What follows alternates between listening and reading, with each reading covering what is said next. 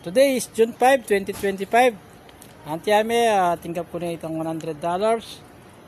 Papabiya mo kan John Patrick. At yun niya naman kay ni John Patrick. Hintay kay ni king maimpis tindahan. Yung parakonan yung $100 na pamayad king kayang last tuition fee. Patrick, tanggapan mo yung binyan ng anti ame. Ilolami mo para king tuition fee mo. Auntie Ami, Lola Ami, dakal po salamat king $100 papadalay po ka na ako. Api na po yung pekatatalwi pong pamamayad ko po king eskwela ini pong $100 sa ini para po kaya kami pong graduation fee.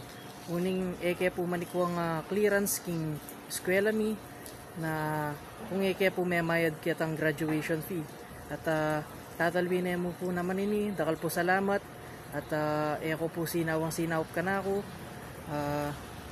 Ayari tayo po yung kakatamong OJT at saka po ring subject na 7. Pasartalangan po. Tamo po may bagsak. Kaya dakal po salamat.